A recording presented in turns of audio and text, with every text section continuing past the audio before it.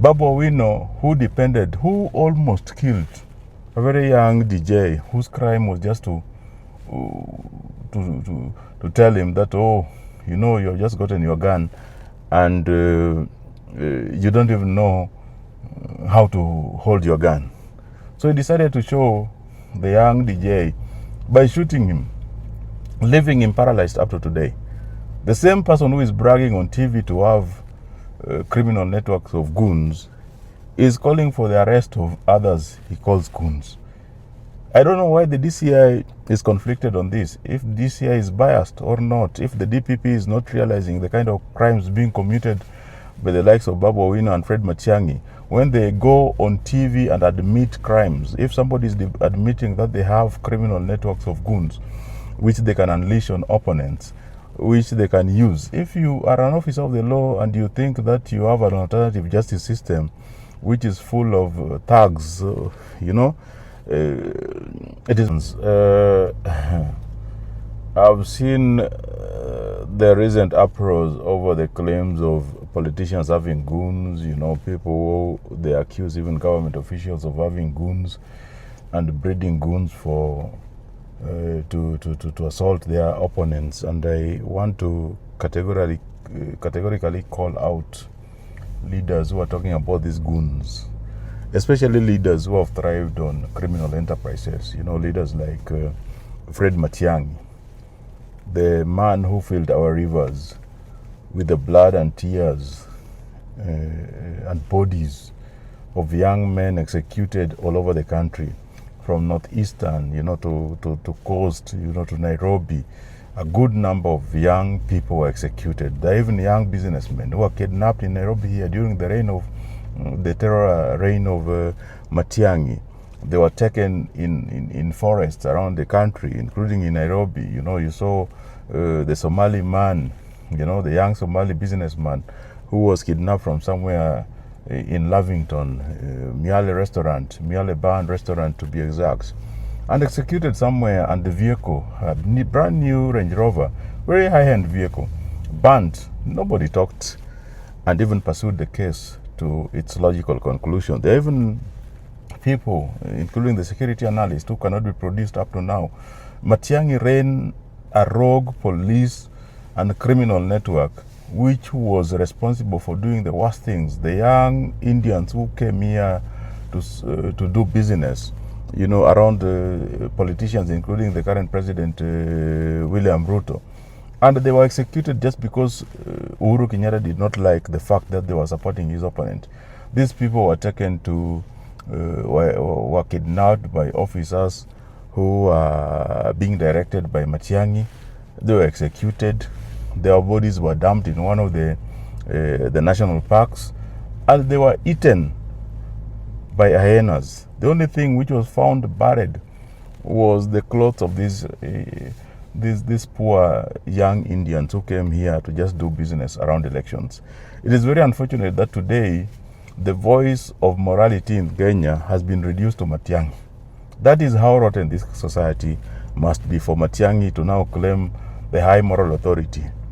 Babu Owino, who almost killed a very young DJ whose crime was just to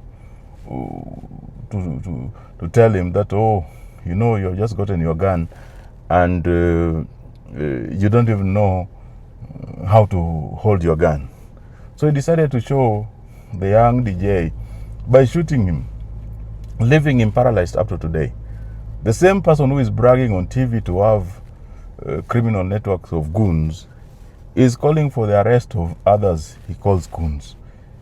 I don't know why the DCI is conflicted on this, if DCI is biased or not, if the DPP is not realizing the kind of crimes being committed by the likes of Babu Owino and Fred Matiang'I.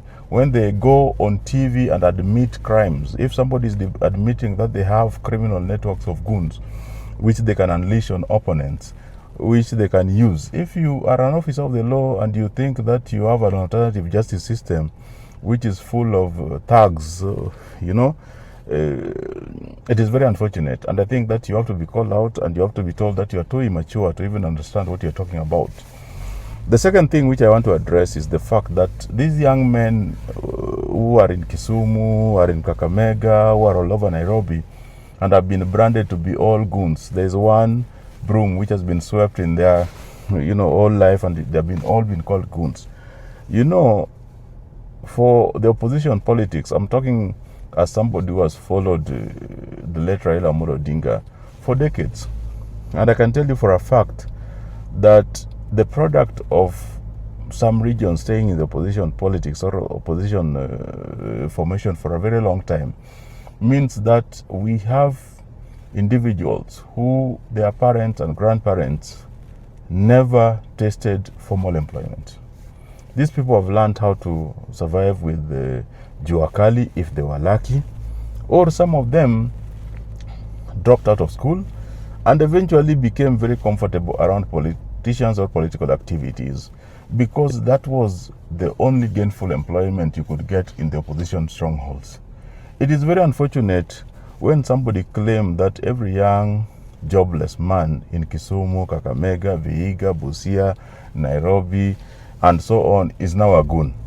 Every young man who does not have meaningful employment is now a goon, and they must be arrested.